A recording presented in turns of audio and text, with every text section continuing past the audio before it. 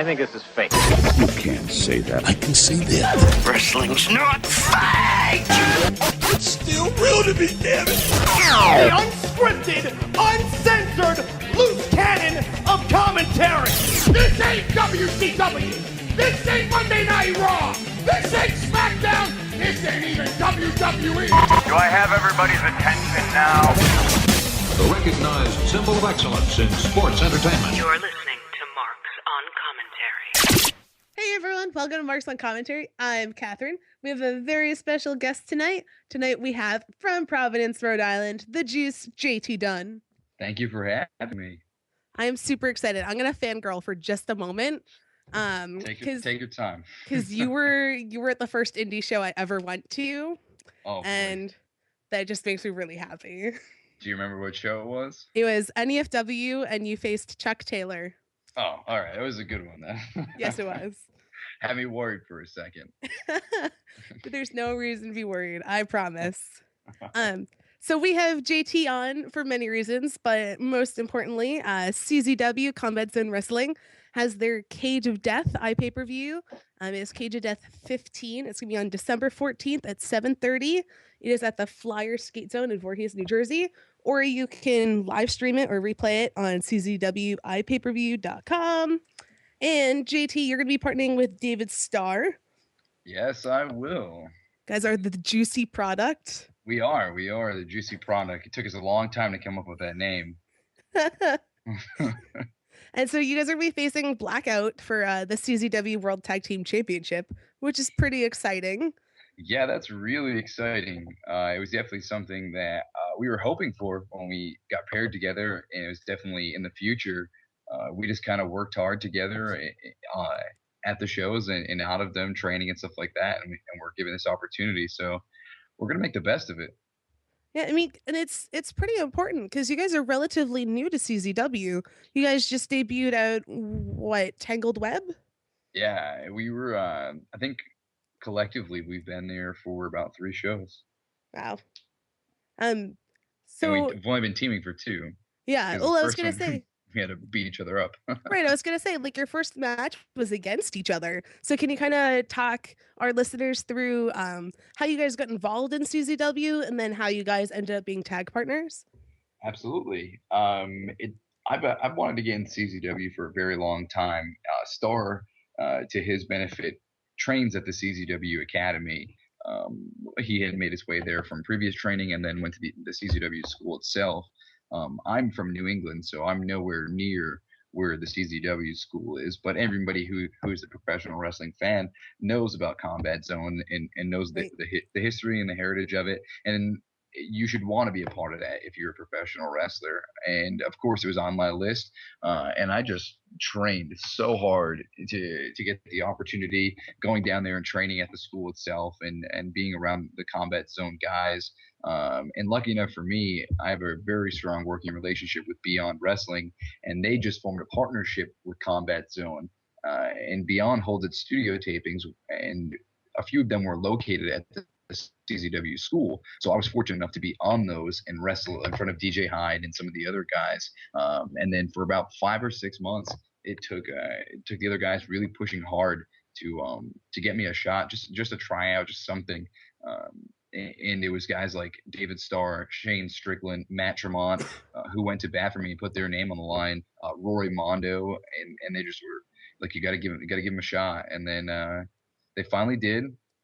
They put me against David Starr, who's one of the at that time was one of the top kids coming out of the CZW school. And it was really just, you guys are fighting for a contract. We have one contract to give out. You guys are going to fight each other for it. Whoever can deliver and win is going to be that guy.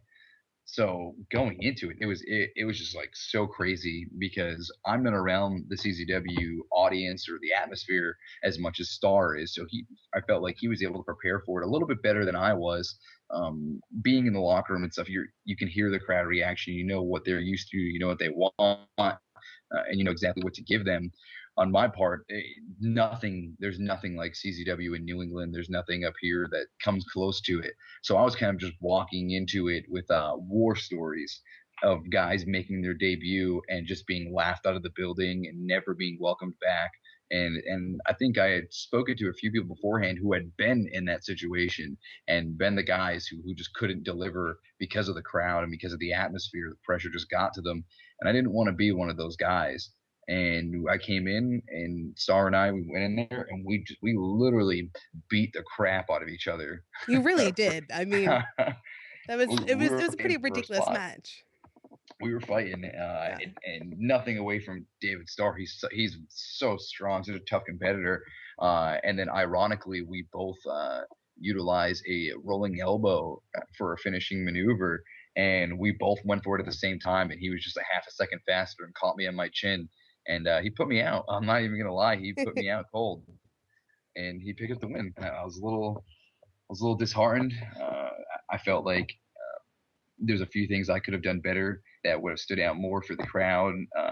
And then Well, like let's that was my let's be that was my honest here. I thought mean, process right at that moment. Obviously, it changed in about 45 seconds when I was finally able to stand back up and get a "Please come back" chant from a crowd that never does that. right, I was gonna say, like, for people that don't know, like, the Combat Zone crowd it's a tough crowd. Like, they have certain Absolutely. expectations. I mean, they're used to seeing the best of the best go through CZW, and for someone to make a debut there and then get that chant like on your way to the back, like how how did that make you feel? Like, just to have that kind of reaction at your debut.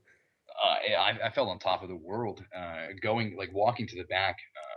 I felt like there was, like I said, there's so much more I could have done. Like, what if I did this? What if I did that? What if I swung it a second faster? Like, I would have got a contract. Like, it would have been me. And then I'm getting out of the ring and I'm walking to the back and I see everybody start standing up and they're clapping. And I'm like, all right, that's cool. Like, that's very respectful of them. They never do that.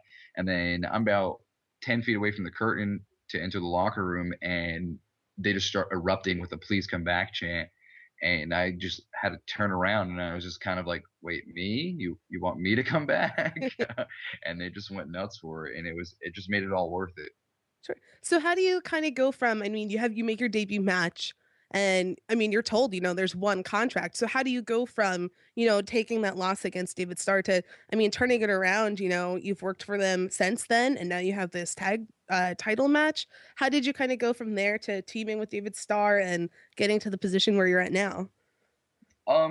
It was actually relatively easy afterwards, just because I was embraced so well by the CZW audience and the fans that like the CZW locker room, they saw that there was something about me that needed to be a part of CZW. Like, I had something that the fans wanted to see, and I could be a guy that could deliver for them. And that's kind of the aura that I carry around. I'm very confident in what I can do because of how hard I work and how hard I train.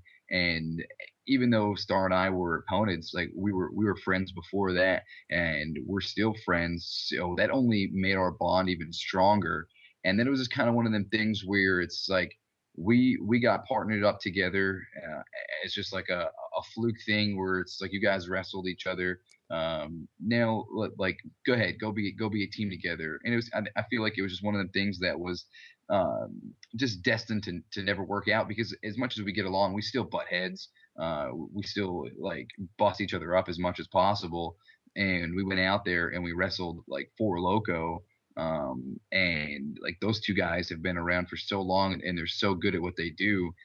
We went in there and we just made a mistake, and it just cost us. And we were able to bounce back against Caleb Conley and Shane Hollister because they're in the same situation that we were. Where between the four of us, we don't get along. But Star and I, we just happen to get along just a little bit more. And we caught them off guard, and I was able to deliver a rolling elbow to Caleb Conley and get the win for us. And that kind of set us up in line for the opportunity we're getting at Cage of Death. But like I said, we were very well recepted because of the crowd embracing us so much and cheering for us and chanting our name. And like as soon as we debuted the Juicy Product name, there were signs in the crowd. Like, people were just going nuts, and like that kind of stuff doesn't happen there. So I feel like we're on to something really special. Sure. And then, did you guys start your podcast before or after you guys became a tag team? Was it after? What was that? When did you guys, because you guys have a podcast together now as well, right? Me and David Starr? Yes. No. Oh, who's the podcast with? I co-host a podcast with Juicy Pat Lucy. Okay. David Starr happened to be our guest last week because Okay. Pat decided it'd be a great idea to get my friends on so they can make fun of me as much as possible in the roast of JT Dunn month. So we've had two CZW guys actually, David Starr, and then on Tuesday we had Shane Strickland. All right. So I guess moving forward and going into Cage of Death, what do you guys have a strategy going into the match? Win the belts. I really don't think I think the best strategy is no strategy. Sure. Because in the CZW in the combat zone, like you can't prepare for anything because you never know what's going to happen. Right. You can go in there with your mindset on doing one thing and one thing only, and the crowd's going to see right through that, and they're going to eat you alive, and that's going to break your stride and break your concentration. And against guys like Blackout, like they're no joke. They're the tag team champions for a reason, and they have been the tag champs for a reason because they can get the job done. I just don't think they take us as seriously as they should. Well, I mean, you guys still are relatively new. I mean, how long has Blackout had the belts now? They've had them for quite a while. Man, quite a long time. Yeah. I mean, does it, I guess, make you nervous at all that, I mean, there is also a #1 contendership match at the same pay-per-view to kind of figure out who else is next in line, and that's between Murder's Row, which was For Loco, and then the Beaver Boys. So, I mean, is that something that you're also kind of keeping your eye on in the back of your, and like have in the back of your head? And if so, absolutely. like who would you rather face out of the two of them? Oh man, I know in my mind that there's no doubt that we can walk out of Cage of Death Tag Team Championship. Like there's no doubt in my mind that we can definitely do that. Personally, I would like to get back in the ring with Murder Row, Azrael, and Bandito, just because we've been in the ring with them before. We've seen them like capitalize on our mistakes. So if we were to eliminate those mistakes, they can't beat us. We defeated ourselves that last time, and they were just the veterans and capitalized on it. And they kind of just hung in there and waited for us to show our greenness and make a mistake, and they were able to get the upper hand. But if they were able to defeat the Beaver Boys and we get the World Tag Team Championships, I think we have a good chance of evening that score out. Sure. When you look at the list of matches that are coming up for Cage of Death, like it's absolutely ridiculous. Like who's facing each other? Yeah. Like Drew Gulak versus Chris Hero. I mean, that's huge. Yeah. Alex Colon, Shane Strickland. Like, are there any matches that you really have your eye on that you're really looking forward to seeing other than your own? Gulak versus Hero. Yeah. No doubt about that. Everybody knows my admiration for Chris Hero. It might have seen it on Twitter a couple of times. Yeah, maybe a few times. There's always been two guys that I've kind of molded myself after when I started training, and it was Johnny Gargano and Chris Hero. And I've already went to war with Gargano, and we've had some good bouts. And as soon as I heard about their release of Chris Hero and he was coming back down to the independents, like I was thrilled.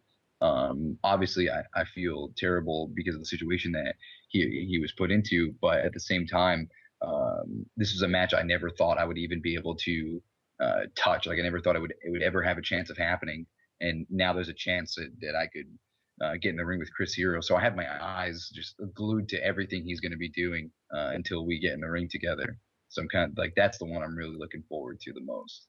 Sure.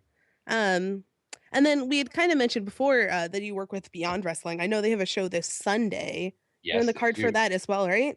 Yes, I am. This Sunday for tomorrow. Yeah, right? the tournament for tomorrow too. They had the first one before, and the finals were Aaron Epic and ACH, and Epic was able to win the tournament, and I was not in that tournament for whatever reasons. So be it the powers that be at Beyond, I was not in it. But I am in this one, and they did just announce my first round opponent, and it is Candice LeRae. So that is pretty exciting because the entire tournament is set up for the first round to be intergender matches. And out of the list of people that were put online from Beyond, there's a lot that stood out, and it was kind of like no matter who I drew, it was a tough first round no matter what. Right. And knowing that I've drawn probably like the top in Candice LeRae, it's difficult, and especially knowing that if I beat Candice LeRae, like I have to have another match, and then if I win that match, I have to have another one, and that's just like that's one day, and then I still have to go to the finals if I do make it there, which is on Sunday, so it's like a whole nother day, and on top of an entire show, it's like it's a lot of things to overcome. But I've been training probably harder than I ever have recently, coming off an injury and everything. Like I'm just doing the best I can to get myself in shape, and mentally and physically. But I think I have a good chance. Sure. And then I know you have kind of a big match coming up for NEFW as well in December. You're facing Mike Bennett, right? Yes, I am. December 7th in Chicopee, I say Mass. it like it's a question, but I know the answer, and I'm probably going to be there for both shows. Awesome. So I'm like, yeah, this is. I don't know why I say it like a question. This is the first time I've ever actually stepped in the ring with Mike Bennett, and which is weird because we're from the same area. Like we're both New England talents. Like this is our area. We've been on multiple shows together, and we've just never had the opportunity to wrestle each other. And it was the same with their last show when I shared the ring with Eddie Edwards. Eddie Edwards is very well known for being one of the guys who make it out of New England, and a lot of the guys from the area like kind of try to mold after him and get out and do the things that he does. But not many people can actually do that, and he was one of the guys to break out, go to Ring of Honor, go to Japan, travel the world, and finally I was able to perform with him at NEFW, and I had the beautiful Shelly Martinez by my side, and I was able to defeat Eddie Edwards. So for me, that's great going into this next show. I have a lot of momentum, and for another first time ever against a guy like Mike Bennett, who's been consistent in Ring of Honor for quite some time, and he's got some big wins over some top guys in professional wrestling. So it's kind of just sitting at the drawing board, waiting to see what he's doing for the next couple of weeks, and just watch every bit of footage that I possibly can. Sure. And I know you make a kind of a big deal on Twitter and stuff about how you're always looking for new people to face and new places to have matches. How important is it to just keep facing new people as opposed to like the same old people? Is it just because you like meeting new people, or is it just like you like learning the new stuff from them? It's a little bit of A, a little bit of B. Beating new people is always fantastic. It always looks good on the resume, I guess. But I don't know. I like the challenge. I'm a pressure situation type of guy. I like going into matches where I feel like if I don't deliver, like not only do I lose, but I just like I'm embarrassed in the process, because there are times where I do let my mouth get the best of me, and I'm very I come from a football background, so it's a lot of trash talk and get in there and just butt heads. So I enjoy the competition purely. Like I love professional wrestling for what it is, and it's a pure sport. And getting in the ring with new guys who I don't know what to expect from them, and they don't know what to expect from me. So you always get the best of somebody the first time. The second time you're a little cautious. You kind of wait for mistakes because you know what's going on. So the more first-time matches that I can have, the better, especially in different locations where maybe like in New England, people know who I am and they come out and go to all the shows. But going down south or Midwest or anything like that, the fans aren't as familiar with me. So I kind of have to work twice as hard to gain their respect and the respect of the guy I'm sharing the ring with, or girl for that matter. Sure. Who's probably your favorite opponent that you faced so far? That I faced so far? Sure. Oh man. That's tough. I would say probably Gargano. Even though I really did enjoy the match with Chuck Taylor. As goofy and as comical as he is, he's a fantastic wrestler. Yeah. And I think he caught me off guard with a few things. Because I was so focused on waiting for him to maybe just run his mouth a little bit to the crowd. And as soon as I thought he was making a mistake, he was right there with something else and was able to keep up and it made me fight. I also really, really enjoyed working with Michael Elgin at the last Beyond Wrestling Point of No Return show. just because like Elgin is on top of the game right now. He's that guy that all eyes are on him, and to get in the ring and to come so close to beating him and having a dislocated ankle, like, and wrestling on top of that for 15 minutes, like, it's one of the moments where it's like I'm never gonna forget that. And it's like, what if I was healthy the entire time? Like, could I beat Michael Elgin? That's always going to be the question in my mind. There's no doubt about it that if I was 100%, I could have beat Elgin. How did you dislocate your ankle? There's a move that I like to execute as much as possible. That it's a bottom rope X Factor, and coming off the bottom rope, I slipped and this is coming into the ring, and I landed on the right side of my ankle, and all my weight collapsed on my ankle, and it just dislocated right out of the socket. That sounds incredibly painful. It really was. I'm usually like I get bumps and bruises and stuff like that in probably every match because of how hard I fight. But Sure. This was one where it's like I couldn't like hide the pain. I was just like sitting in my own blood pretty much, and he was a shark, and he just attacked. As soon as I landed and I grabbed my leg, I knew it was game over. But because of how well the fans appreciate what I do, them just being there and being supportive just kept me going. It gave me like an adrenaline high that I've never knew was possible. So that was like really cool. Did you end up having to miss any shows after you injured yourself? I did. I don't know what it is. I'm very blessed with a great body to recover. My healing process is seriously abnormal. I'm pretty sure that I'm not human because I've been dealt in the last 2 or 3 months with some injuries that would sideline you for quite some time, and it hasn't slowed me down whatsoever. And like I dislocated my ankle against Elgin, came right back, and then unfortunately I suffered back-to-back concussions 2 weeks in a row.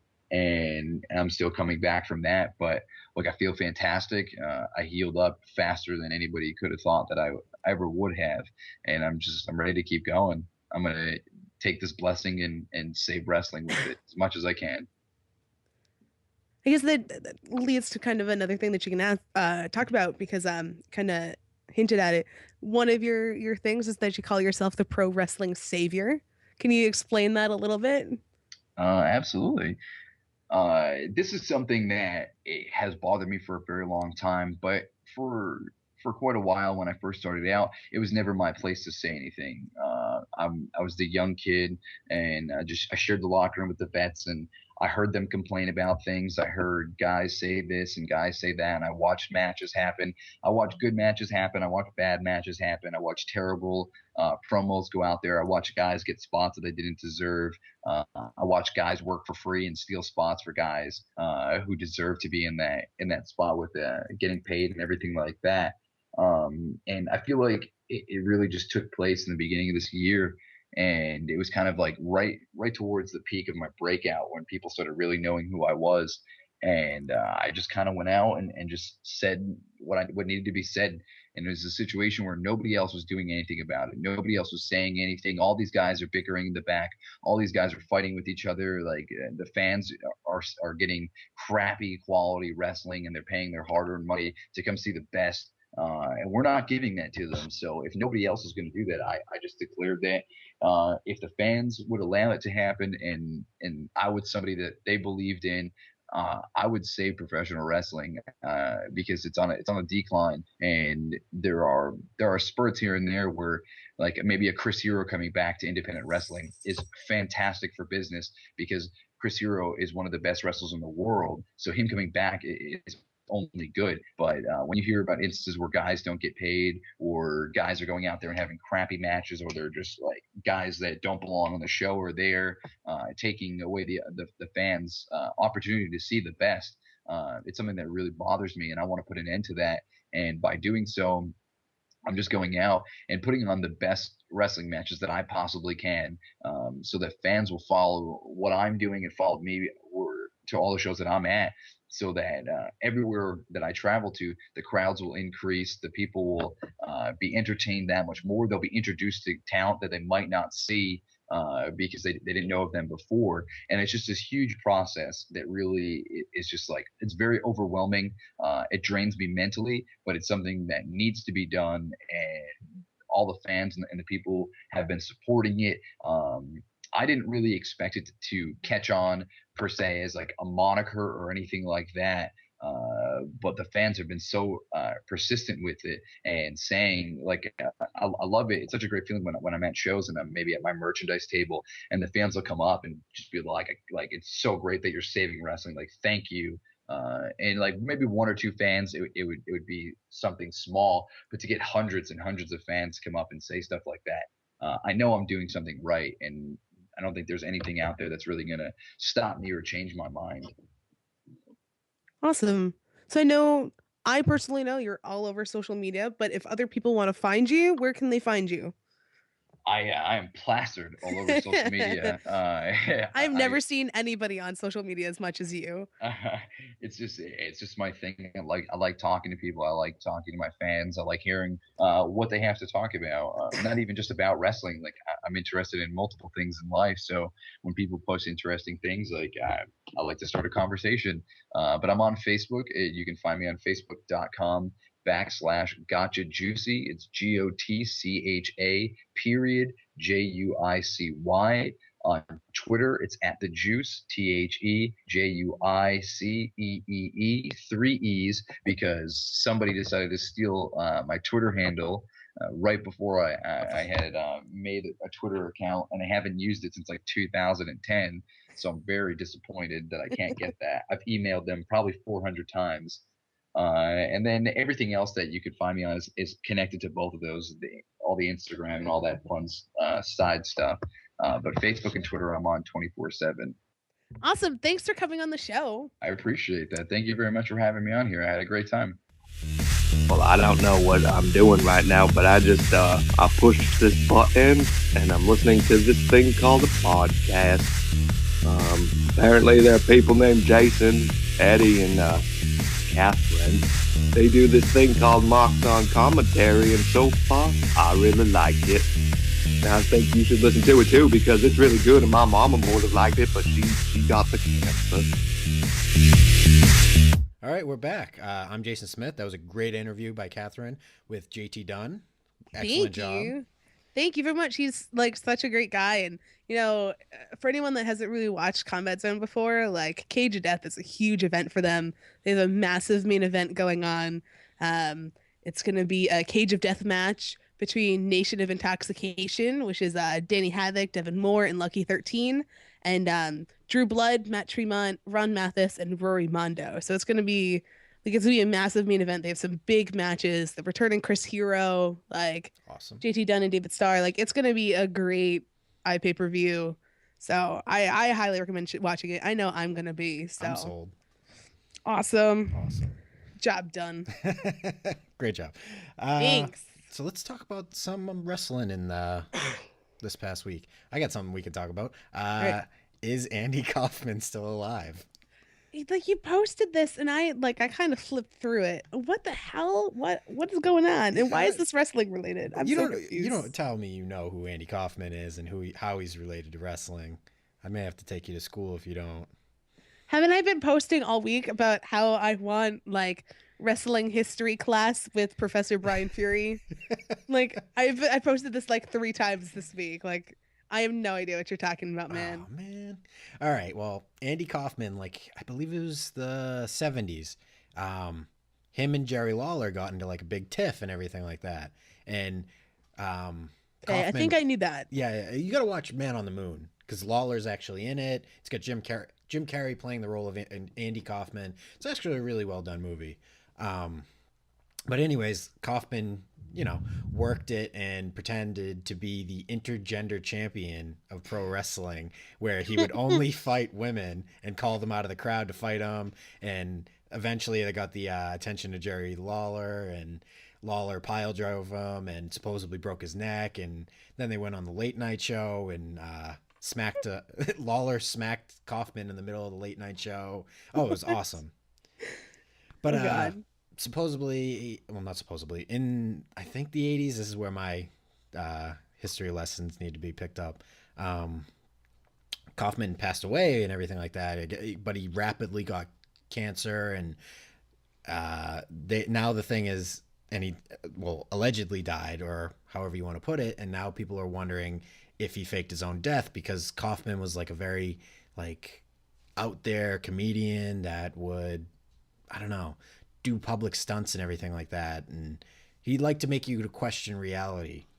So a lot of people were questioning, okay, did he fake his death, and has he been alive for the last 30 years?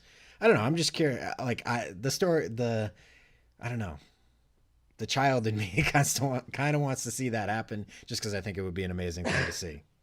So people are just assuming that a dead guy is not actually dead? Because he's like this master comedian. Like, how funny is that joke if people thought he was dead for 30 years? Is this like when everybody thought that Joaquin Phoenix went off the deep end because he grew a giant beard and started rapping?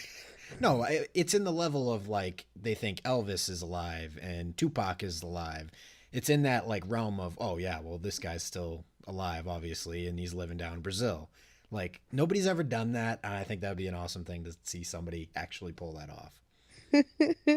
All right, that's my only off-topic sort of wrestling thing. All right, we could talk about. right, fair enough. We could talk about Raw though. I know. Did you catch any of it, or? I caught the majority of it. I missed the first hour or so, because I had other stuff going on. Because I'm a loser. I go bowling on Monday nights. It used to be fine, and then they made Raw 3 hours, and now it cuts into my bowling time. I sound like a little old lady because I do mostly bowl with old ladies. I like how it's Raw cuts into your bowling time, not bowling time cuts into your Raw. Bowling was there first. Raw's the one who decided to get greedy, okay? It used to be perfect. I would go to bowling, I'd get done at 8:30, I'd get home, Raw would start at 9, it'd be perfect. And now, I have to sit at bowling with my phone out on, heaven forbid, the WWE app, so I know what the hell is going on. It is one of the few times that I use the WWE app, and it is solely for the purpose of the fact that I'm at bowling, and the little old ladies will yell at me if I leave before they're all done. It has happened before. Oh, God. The mark-out moment, I'm sure, for you was the debut of the Union Jacks. Yes, I did make sure that I saw that. Oh, God. There are no words to describe how much I love 3MB. And then when you turn them into Union Jacks, it just makes them like a gajillion times better. So anyone who has complaints about them can bite me. Now, do they come back to America as the Union Jacks now? I don't know, because now we have this fucked up, what is it, Raw Country? Like, What the hell is that? And is 3MB gonna just like go place to place and like change their gimmick based on where they are from now on? That would be amazing. Like Union Jacks in England, they could be a country band for Christian rock band. Go to Boston and be like, just pretend they're the Dropkick Murphys, like, or Aerosmith. Which I mean, 3MB is kind of like the wrestling version of Aerosmith, so they could just be 3MB in Boston, and I'd be okay with that. Oh man. But I mean, considering I have no idea what they're doing with them, because there's been all these rumors that Drew's leaving, and I don't know. To me, like, the perfect scenario is Sheamus comes back at Royal Rumble, like everybody freaks out because Sheamus is back, and like Sheamus is like, "Hey, Wade Barrett, like, you're cool, I'm cool, let's be partners." And then it's Wade Barrett and Sheamus versus 3MB, and they just go, "Hey, Drew, look, like, what are you doing?" And then Drew goes, "Oh, right, I used to wrestle." And then shifts sides, and then, come on, 3-person stable, have them be good guys, and now you have somebody to go up against the Shield and the Wyatt family. And then out of nowhere, Sheamus turns on both of those guys and joins with Zack Ryder, and they are the Ultimate Broskies. I mean, Celtic Broskies is a close second. I've revealed too much of the Ultimate Broskies. Well, I mean, Zack Ryder could just join their merry band of European people and then just be like the 3 Europeans and Zack Ryder. Or I don't know. Embraces his Italian roots. That's what they just have Santino for, right? Santino would fit in. There you go. I know. I've clearly put way too much thought into the future of both 3MB and Sheamus and Wade Barrett. There's too much thought in your undercard. I don't know. I like them. You can't fault me. There's plenty of people out there. Slater's gonna slate. Okay. That's all I can say. Yeah. Oh man. Moving on. Yeah. Anything else jump out? I'm trying to think of what else happened. Well, I mean, clearly the main event. Yeah.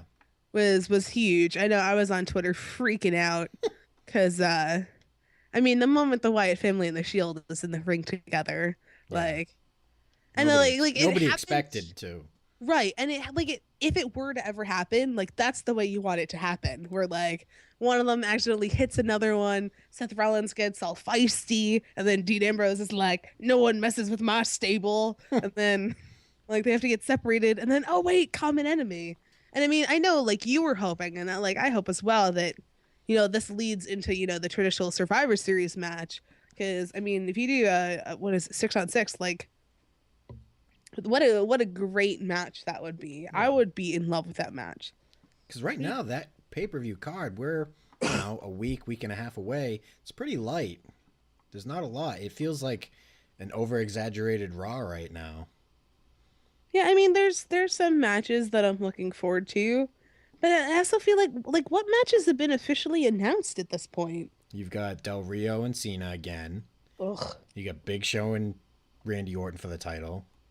Which, do you know what? I've had no interest in that at all. But this is kind of the first time that I've had interest in that feud. And maybe that's, we're biased. We're going to the pay-per-view, so I'm like forcing myself to get into it. But like the way that they've kind of worked it back in, like it's kind of come full circle now, and things are kind of piecing themselves together. So I'm not going to say I'm 100% behind it, but I have more interest in it than I did 3 weeks ago. Yeah. And then to finish it out, like we thought we would get the 12-man tag, but it looks like we're only getting CM Punk versus the Wyatt brothers. Which I mean that's a big match anyway, like in its own. I think if we weren't expecting, the big Survivor Series match at the end, I would be more than fine with that match at the pay-per-view, because I mean, I think CM Punk and Daniel Bryan is a great combo. But I just feel like it's so beneath them. Like, I don't know. Like, I feel like if you stuck them in a traditional Survivor Series match, okay, that's a way to hide it. But I don't know. Just Harper and Rowan, it just doesn't do it for me. Well, I mean, like I kind of see why they're doing it, because they're really trying to push the Wyatt family. I mean, I was kind of reading on the dirt sheets that like WWE kind of acknowledged that they maybe handled them the wrong way, because I mean they had that huge build up. And I mean, all of us were super excited for Wyatt family. And then it was just like that awkward altercation with Kane. It didn't have a lot of chemistry, didn't go over well. And then, they were beating up on like tons of funk. Like, where did that come from? Yeah. And then, but I mean, like, I have been really excited about it again because they've been doing that build up where, they took out Kofi Kingston. All right. But then there was the really set of awkward segments with The Miz where The Miz kept ending up chained and half naked places. You're not complaining.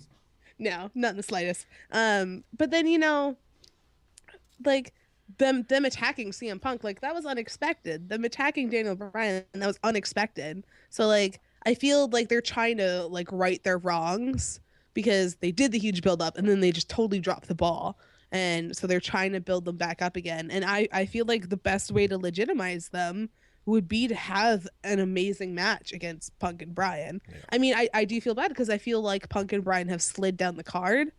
But for where they are right now, I mean, coming off the feud with Heyman, like, Punk's not really in the best of spaces. Like, Daniel Bryan got dropped like yesterday's laundry. Like they clearly don't want him in the top anymore. So I feel like pairing him with CM Punk is, I mean, it's a great matchup, and I think that hopefully it'll take them places. I mean, I had kind of touched on it a couple of weeks ago, but like, I really, like, they keep advertising for Survivor Series that CM Punk is taking on Paul Heyman. Yeah. Like, although I haven't seen that commercial in the last week or so, so maybe that's changed. But I have my conspiracy theory because Bray Wyatt keeps going, the devil made me do it. And at Hell in a Cell, like, literally Paul Heyman screamed at CM Punk, I'm the devil. So, like, why not have the Wyatt family working for Paul Heyman? I think that would be a great combination. Sure. Yeah, and so, like I understand what you're saying. Like it seems a little bit underneath them, but I feel like if they're trying to legitimize the Wyatt family, they need the great match against great wrestlers. My friend Allie, who I'm so super excited because she's going to the Raw after Survivor Series, so she's going to be on our show right after that pay-per-view. She's been trying to come up with the best name for CM Punk and Daniel Bryan, because clearly if they're a tag team, then they need an amazing name. And some of her ones that she has come up with are absolutely ridiculous and wonderful. Man, let's see if I can find it real quick, because one of them is like the best and the, what is it? I can't remember. Yes. Well, one of them is like a Beauty and the Beast like playoff because of like the best and the goat, and man, some of them are amazing. I'll find them and like come back around to it. But because my computer has like completely frozen in the internet realm because I have too many things open. Aside from those three, nothing else has been announced, and I'm kind of getting ticked off, like, because the last 2 years have been really great Survivor Series. At least the main events have been like, holy shit, I gotta see this. Yeah. And it just kind of felt like, yeah, it's just another pay-per-view, and it's like, I don't know why we're getting these like half-assed pay-per-views now. Yeah, I mean, we were pretty disappointed with WrestleMania, and then I felt like they pretty much redeemed themselves with SummerSlam. I thought SummerSlam was a great pay-per-view. Even Money in the Bank was great. Yeah, and then I just feel like they tried to overcompensate for WrestleMania, and then they went, oh shit, we made these great matches, but we don't know where we're going with them. Yeah.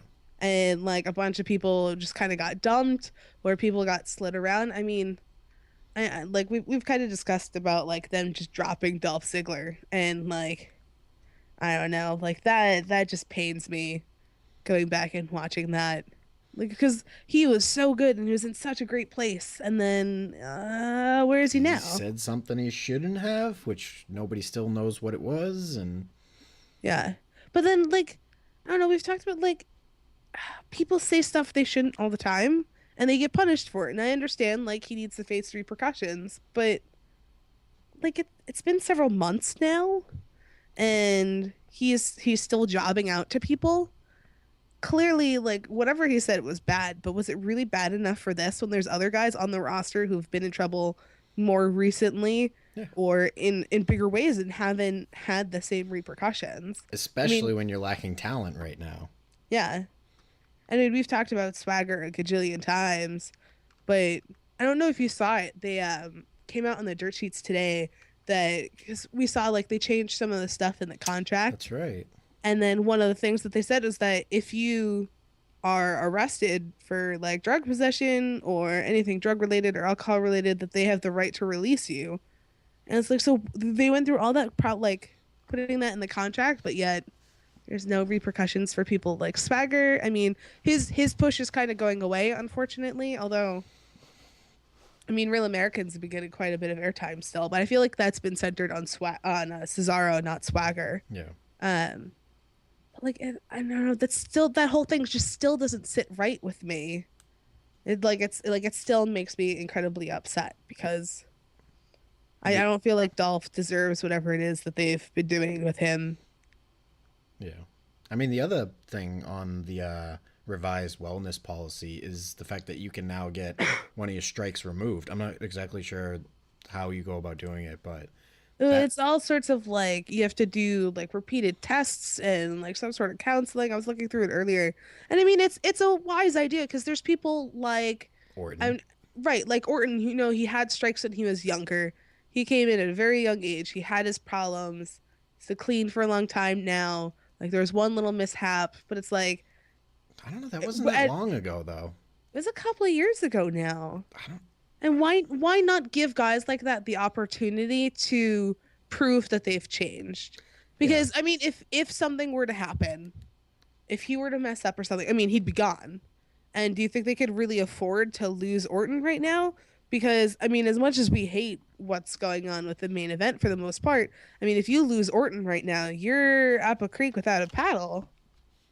Yeah. I found tough. it. Oh, Okay, so my favorite one that she has is the goat to sleep. Get it? Sleep. And then she has Beardy in the best. And then GTS. I love Allie. You guys are gonna love Allie. She's also, if our blog comes back up, she's going to be authoring some stuff on our blog. So look forward to that. I love Allie. She's one of my best friends. She went to House of Hardcore with me this past Saturday. Oh, that's right. And we ran a couple of ideas. We're gonna be starting a couple of different projects together. So definitely keep your eye out for those. I'm super excited. Well, that's something you could talk about is your experience with House of Hardcore. House of Hardcore was amazing. Like I don't know. Like Jason knows, we were talking about it a little bit earlier. Like I mark out pretty bad. I'm a fangirl. I'll admit it. Like in my normal life, I'm a journalist. I have to go to talk to people that I don't know all the time. I'm fine with it. Cool. I went and I like hugged Tommy Dreamer. Totally fine with it. And then I freaked out when I met Kevin Steen. I completely chickened out of meeting Matt Hardy. Like turned around and walked away because I knew I was going to embarrass myself. But it was amazing. I got to meet Tommy Dreamer. We had bought our tickets through like his PayPal, so we had no idea where our seats were going to be. We ended up being like 5th or 6th row right on the ramp. So we had like a great view of everything. But like there's so many big names. X-Pac was there. Tommy Dreamer, Lance Storm, Terry Funk. Like, oh my God. It was just so good. Devon was there. And then, of course, everybody knows that, what is it, Bubba Ray or whatever his name is from TNA ended up showing up. Which is cool. I give him credit. I mean, yeah, no, it was really cool. I mean, we were talking about how, like, in the last couple of weeks, TNA has actually done a couple of things to kind of raise interest. And I think that's definitely, like, a partnership that they could benefit from, kind of going down that route. Yeah. I was complaining because it was awesome that Sandman was there. But also, like, it was a little awkward because it was like, oh no, they're beating up Terry Funk and he's old and injured. But it took like 20 minutes for Sandman to come down the stairs and like share a drink with everybody and party with everyone in the crowd. So the guys in the ring were like, oh, he's still over there. I guess I should kick Terry Funk again. He's twitching. So like that was slightly awkward. I mean, I don't know. There were parts of the show that were a little bit slow, or a little bit hard to digest. Like they did a battle royale, with a bunch of Dreamer students, which is hard when you don't know anybody. Yeah. They had like a couple of surprise guests that came in for the royal. So like you'd like pop for somebody and then you'd be like, oh, back to guys that I don't know at all whatsoever. I will say the most amusing thing about House of Hardcore. So I went with my best friend Dan, and then Allie was sitting directly behind us. And this guy probably, I think it was a row back and like 8 seats over the entire time. Like whoever was in the ring, he's just like, I want to party with you. We're like, what? Be like, hey, I want to party with you. And at one point, I forget who it was. I forget if it was X-Pac. But like someone was on the ramp right next to us, like posing and doing their thing. It's like, hey, it's me. It's Joe from Brooklyn. I want to party with you. Like, what? Like it was super obnoxious, but they got to the point where it was hilarious because it just got worse and worse and worse. It's awesome. Oh man, it was ridiculous, but it was so much fun. I mean, it was totally worth the trip. So if you guys get a chance to go to one of the House of Hardcore shows, I mean, this is Terry Funk's last one, so it was pretty special. But last match, was this a his umpteenth retirement match? Yeah, as Tommy Dreamer said, it's not the first time he's retired, but it's the last time Dreamer and Funk will ever be in a ring together. Okay. I love I know Tommy Dreamer. He just came back from Japan and he like ripped one of his, I think it was abdominal muscle. So he's injured right now and he's old. I mean, but he's Terry friggin' He's Funk. awesome. we were kind of laughing because he was like he's not the speed that he used to be. I think is the dirtiest way to put it. And he use that term loosely. I know, right? And he swung a ladder at X-Pac, and it was probably the slowest ladder shot I've ever seen. And somehow he busted open X-Pac, and X-Pac had to go get stitches. So it was pretty funny, but no, it was such a great show. So if you guys get a chance to go to House Hardcore at some point, like definitely go. It's totally worth it. Dreamer's my hope, actually. I think Dreamer's a great booker. You know, he had a big hand in the first One Night Stand pay-per-view and putting it together. He's my last hope for TNA, honestly. I would love to see them pick him up as the head of creative, booker, whatever you want to call him, the guy, and put things together. Because I think he could fix that roster. Right. So. And I feel like he knows what to do with people. Exactly. So, I mean, when you look at like the card for House of Hardcore, and you see the combinations he put together, like it was phenomenal. Like, why not put Matt Hardy with Devon? Like, why not? Yeah, like, come on. Like, they've worked enough decision. as opponents. Why wouldn't? Yeah. Yeah, and it ended up being a great match, and I mean, it's stuff like that I feel like other people won't do because they're like, oh no, we don't want to do that because everybody is expecting them. So I was like, well, but like, why not? Like, people want to see Devon and Matt Hardy. Like, I mean, I was there for Tommy Dreamer because I love Tommy Dreamer, but like Matt Hardy is like, oh my God, Matt Hardy. There's a reason I checked it out and talking to him. Like, as much as I mark out for other people and I fangirl for other people, like Matt Hardy is like probably my one true love when it comes to wrestling. I'll be honest. And it's really sad to admit that on the podcast, but it's true. And whatever, I'll be lame and say it, but I love Matt Hardy a lot. So I chickened out. No, but it was a great experience. It was a fun road trip. The next day we went to Wrestling as Art in East Greenwich, Rhode Island. And that was exciting and fun and bizarre. It's all over Reddit, so you can see what happened at the show. It's too hard to try to explain. I didn't even understand what was going on at the time. There's like a 12-page thesis paper if you're interested. It's posted on Reddit. It's a good read. But no, it was a great weekend. We had a lot of fun. I love wrestling shows. We know. I know. I posted a picture on Instagram today about that's because I have a big whiteboard in my room because I'm all over the place. And on one side of the whiteboard, I have a list of the shows that I've been to, just like tally marks next to all the promotions and how many times I've been there. It's getting pretty impressive. I won't lie. I'm kind of impressed with it, and it's mine. At one point, I was keeping a list of like people I had seen. So that, like moving forward, like if I see somebody that, does get to WWE, I can be like, I saw them, but it just got too complicated. Yeah. Oh man. I think, is there anything else popping this week? I mean, we haven't had a show for a couple of weeks where we actually talked about WWE. So we didn't actually have a chance to talk about the return of Tyson Kidd. Oh yeah. And that's kind of a big thing. I completely marked out. No, definitely. He's a great worker. Yeah. I just hope they don't, forget about him. Well, I kind of like the storyline that they have them in right now. I mean, because let's be honest, like with Total Divas, he has to be paired with Natalya. Yeah. Which is great because it saves Natalya from Great Khali, like hell that she's been in forever now. Limbo. I know, right? But like, I like that they're pairing the two of them up. And I like that they're putting them against Fandango and Summer Rae. Because, I mean, Summer Rae's a great wrestler. So it's about time that she gets to actually get in the ring. And like Fandango and like Tyson Kidd just kind of have that funny chemistry.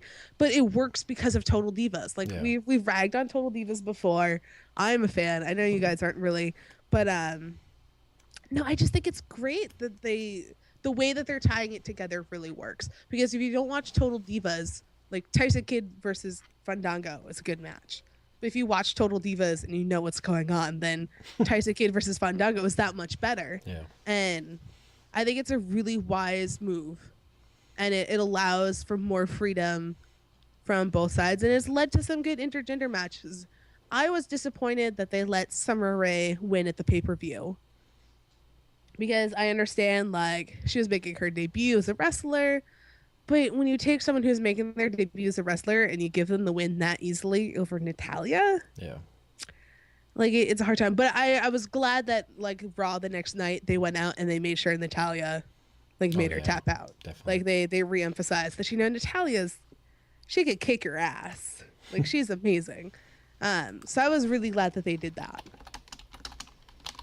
I wouldn't actually mind seeing Kid work as a heel. Maybe play like the role of the dick boyfriend. Well, that's kind of, it seems like kind of where they're going, because they have the whole, like, the teasers for Total Divas and everything are, he accuses Fandango of flirting with Natalya, and so it kind of seems like maybe they're going a little bit that way. And Fandango, he's been a bad guy the whole time, but for a while he was really over, and he's another case of someone they dropped the ball on. I mean, coming out of WrestleMania, there was no one bigger than Fandango. Yeah. Like, that crowd after WrestleMania, like, gave him the push that they wanted to at WrestleMania, but failed because it was an awkward match against Jericho. And it's another one that they dropped the ball. And so, like, if they give him the push now, I think it could work. And if they give him the push as a face, I'm not sure how it works, because I feel like Tyson Kidd is the heel, Fandango's the face, but then Natalya's the face and Summer Rae is the heel. So it's just like, it's a weird, and if they keep it that way, that's kind of really cool. For now. But I wouldn't mind seeing Natty work as a heel. Right. But, like, in a way, like, because it creates tension between the two couples as well. Yeah. Which is interesting. You don't see that all the time. Yeah. I'm intrigued by that storyline. If they continue that for a while, I would be more than okay with it. And I also feel like they should kind of create more of those coupley matches, because I mean, there was a time where the intergender matches were more prevalent, and they kind of faded out, and they but they've been kind of bringing some of that stuff back. They brought back a lot more tag teams, and if they do the intergender tag teams, like, I feel like they could really, it's just another dynamic to add to the show. You can't do all singles matches, or like all plain tag team matches, or all stable matches. You got to keep mixing it up. So I feel like throwing in those intergender matches, and then you bring Andy Kaufman back as the intergender champion of the world. Oh goodness, that's how it happens. But I mean, like, they've been making. I mean, they worked Brie and Daniel Bryan into, like, them being a couple into the show. Like, everybody knows that, like, Nikki and John and, like, all those people are kind of involved in other things. But as time passes, like, why not have them continue doing intergender wrestling? Like, why not? I wouldn't mind seeing the role of the valet, kind of brought back. Not every woman on the roster has to be a wrestler. But I feel like they did that for a while, and that's why because I don't know, like, it's so hard, because with the Divas division, like it was totally non-existent 6 months ago. Yeah. Like, 6 months ago, if they were like, there's a Divas match on the card, we've been like, what? That's why Caitlyn got the title that fast. Well, I mean, part of that was because they had a lot of the female talent leave in a short period of time. Yeah. Kelly, Eve, like, Torres, a lot of them left in the span of like 3 or 4 months. And I mean, I think Caitlyn was a great transitional champion. I think AJ is doing great as Divas champion in terms of just being crazy psychotic.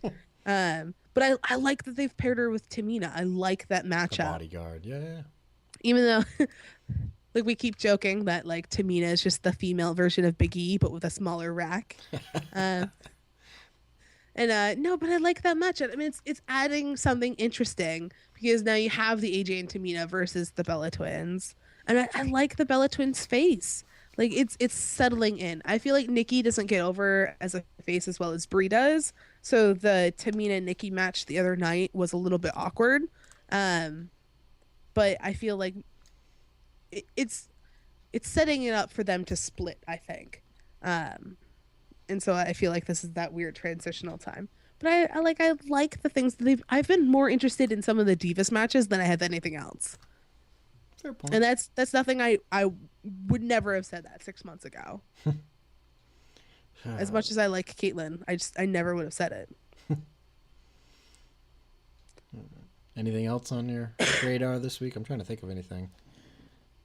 I don't know. What happened on Raw? I've been missing SmackDown and Main Event, and normally I watch that a lot. I don't know. I do know on Main Event, speaking of Tyson Kidd, it was Tyson Kidd versus Justin Gabriel. Oh yeah. Which I have to go back and watch that match because I mean the two of them have always been great together, and I know they kind of took it to Twitter where they were like, we need to tag back up again. Because they were a great dynamic tag team. Yeah. I feel like they were what the Usos are trying to be. In terms of like getting over. Right, well getting over, and then that chemistry, and you know, they're both kind of the high flyers, and I feel like Tyson Kidd and Justin Gabriel were gonna go over, and then Tyson Kidd got injured, so they were like, oh wait, we have the Usos. Who's them? I rag on the Usos so much, but I did admit that I liked them at the last pay-per-view. So, and if they get involved in something like a 6-on-6 match, I'm totally okay with that. You'll hate them less. I don't know if I'll hate them less. I'll just hate watching them less. You'll tolerate them more. Yes. Okay. Let's see. Let me go to Twitter. We only got one because we weren't expecting to come on like this. But Michael Sears wants which is actually a pretty cool question. How do you think CM Punk would fare if he joined MMA? Would he get his ass kicked or be the ass kicker? I know he's because I mean he has so much interest in MMA, and he's kind of talked about it before. I mean, it's such a hard thing to decide because I mean he's a really good fighter. He's one of those, he trains really hard, but he's also like compared to MMA fighters, he's pretty small. Yeah. And unlike wrestling, where there's a storyline so they can work up to him beating the bigger guys, beating a Brock Lesnar, I feel like in MMA, he just kind of get his ass kicked. It's kind of hard. I mean, you'd put him in the same weight class, probably somebody similar in height and size, but I don't. You can't really. I mean, I'm sure he'd fare well. I'm sure it wouldn't be like Bart Gunn at WrestleMania where he just gets his face punched in. I don't know, but there's always been that talk of him and Tommy the Green Ranger locking it up at some point, which I'd love to see. Anytime we can combine CM Punk with a Power Ranger, I think it's just amazing. A good time. Could we make them both wear Power Rangers outfits while they wrestle or while they fight? CM Punk needs to rock like a Green Ranger themed trunks, green with like gold stars or something. Just to annoy him. Yeah. Or who would be or he'd rock a Red Ranger. It's true. I'm trying to think who would be the arch nemesis of the Green Ranger. I don't know. Were you a big Power Ranger fan growing up? I'm not really. No. I watched a lot of the movies, but I was never. I know, but I never watched the TV show. I was more like Legends of the Hidden Temple than I was Power Rangers. I'm sorry. It's all right. I know I've been out nerded by you guys. Yeah. Me and Eddie I'm just nerdy about other things. We'll have to give you more homework of terrible 90s shows to watch. Like, I Alex Mack and I can't even think about that. I have so much other stuff that I have to watch. Erie, Indiana. I'm trying to think of some other awesome ones that should make you watch. Oh, I will say, I finished the CZW Best of Jon Moxley, which for those of you who don't know, Jon Moxley is Dean Ambrose. Back when he was in the Indies, phenomenal. I have a whole write up, but our blog is being stupid. And as soon as that is fixed, then I will be putting that up on the interwebs. Some of the matches in it are just absolutely ridiculous. I really loved that. But what else am I watching? I have House of Hardcore 2 to watch. And then I was watching Ladder Matches 2, which was really good, except that it was hosted by Christian, and I hate Christian.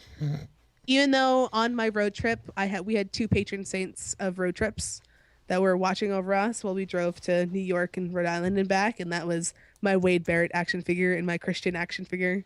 Because those are the only 2 I have out of the box. You should go all like Napoleon Dynamite and like tie dental floss to them and throw them out the window and drag them along. See, we were thinking more Top Gear when they go to the North Pole and they have the Jesus action figure guiding the way. So we had Christian and Wade Barrett. I mean, we didn't have any problems or run into any accidents or anything, so clearly it worked. It had everything to do with them. I have a lot of stuff to watch.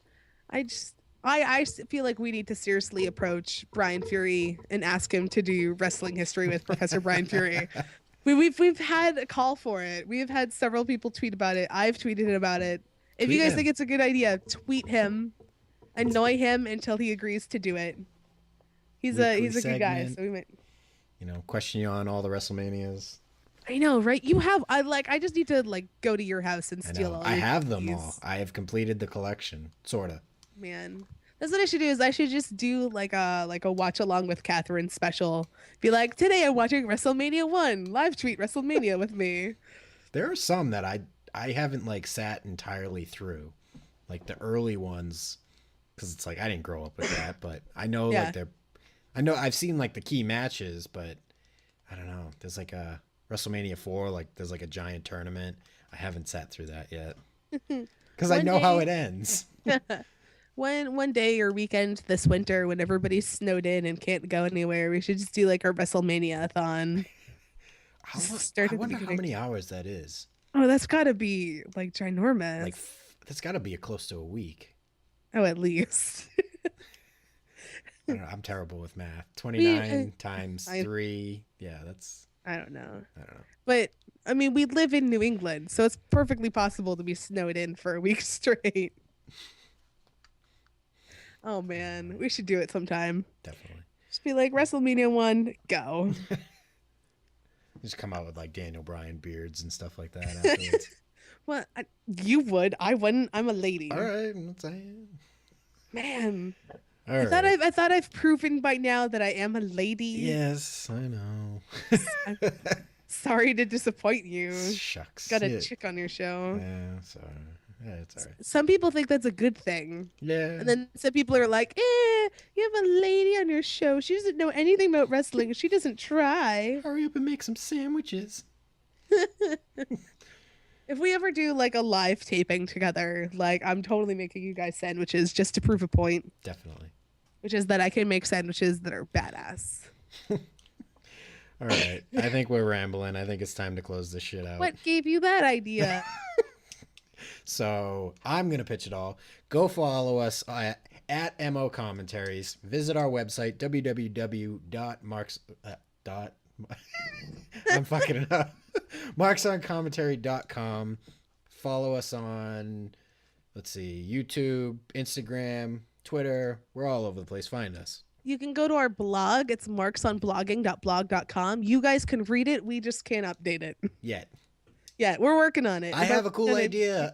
I'd like to do it before we go to Survivor Series. I just hope they fix it. I know. I might post it on the Facebook page as a backup because I got a cool idea for a blog. That's true. I can do that as well. I'll post my write-up on Facebook. I forget that we have a Facebook. A lot of people do. We've gotten that a lot lately. I do post a lot of cool shit up there. There is. So. Definitely check out the Facebook, people.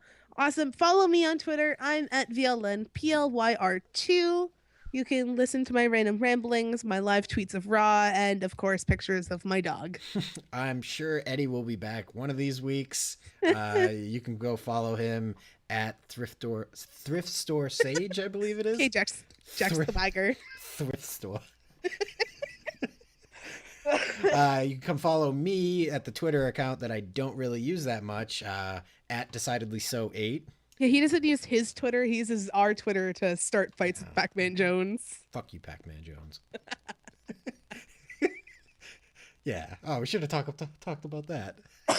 Whatever, Pac-Man. You suck. Go make fun of people for having less than 100 Twitter followers, but then don't bring that shit up to me because you're a fucking piece of shit who gets in fights at strip clubs and has Ron Killings do all your in-ring work. All right. This has gone downhill. Yeah, but all right. So I'm Jason Smith. I'm Kathryn. Thank you for listening. Have a good night.